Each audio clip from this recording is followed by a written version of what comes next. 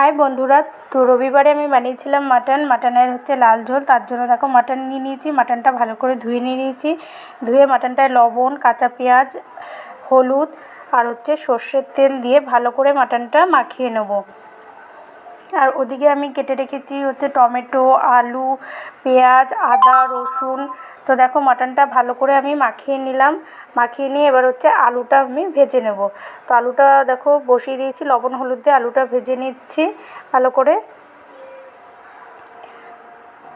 আলুটা দেখো আমার ভাজা হয়ে গেছে। এবার আমি আরেকটু সর্ষের তেল দিয়ে কড়াইয়ের মধ্যে ওই আলু ভাজার তেলেই একটা তেজপাতা আর গোটা গরম মশলা ফোড়নে দিয়ে দিলাম। ফোড়নটা পুড়ে আসলে দিয়ে দিলাম পেঁয়াজ কুচি। কিছুটা পেঁয়াজ আমি মাটনে দিয়েছি আর কিছুটা পেঁয়াজ আমি ভেজে নিচ্ছি।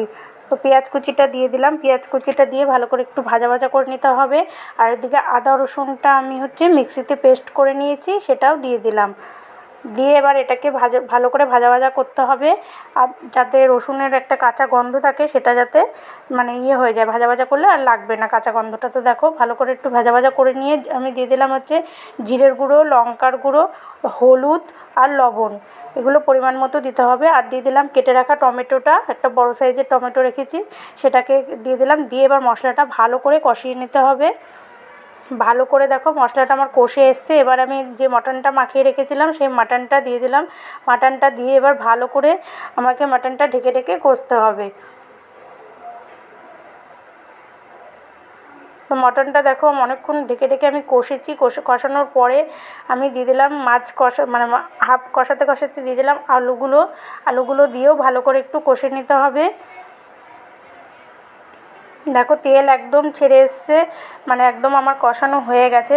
মশলা থেকে একদম তেল ছেড়ে এসছে। এবার আমি দিয়ে দেবো দেখো কতগুলো গোটা সাঁচি পেঁয়াজ আর একটা গোটা রসুন। তো আমার মাটনে বা চিকেনে গোটা রসুন খুব ভালো লাগে, পেঁয়াজটাও ভালো লাগে। তো আজকে সাঁচি পেঁয়াজ ছিল ঘরে, তাই জন্য দিয়ে দিলাম। তো দেখো দিয়ে এবার দিয়ে দিচ্ছি আমি পরিমাণ মতো জল দিয়ে এবার প্রেশার কুকারে দিয়ে দেবো। প্রেশার কুকারে দিয়ে 2টো সিটি আমি হতে দেবো। যে যতটা ঝোল খাবে সেই পরিমাণ দেবে। দেখো 2টো সিটি দিয়ে একদম নামিয়ে নিয়েছি। দেখো রবিবারে স্পেশাল লাল লাল মাটনের ঝোল আলু দিয়ে। আর আমি প্রেশার কুকারে দেওয়ার সময় গোটা কতগুলো কাঁচা লঙ্কা দিয়ে দিয়েছিলাম। তো একদম রেডি। দেখো তো কে কে পছন্দ করো এরকমভাবে মাটনের ঝোল খেতে, সবাই একটু কমেন্ট করো। আশা করি সবাই পছন্দ করো, কেউ না বলবে না। আর গোটা রসুন মাটনে কে পছন্দ করো সেটা অবশ্যই কিন্তু বলো, আমার তো খুব ভালো লাগে। তো দেখো ভাত নিয়ে বসে পড়েছি আর মাটনটা দেখো একদম খুলে আসছে, খুব সুন্দর সিদ্ধ হয়ে গেছে। তো কেমন লাগলো ভিডিওটি সবাই একটু কমেন্ট করে জানিও প্লিজ। ভালো লাগলে অবশ্যই একটা লাইক করে দিও।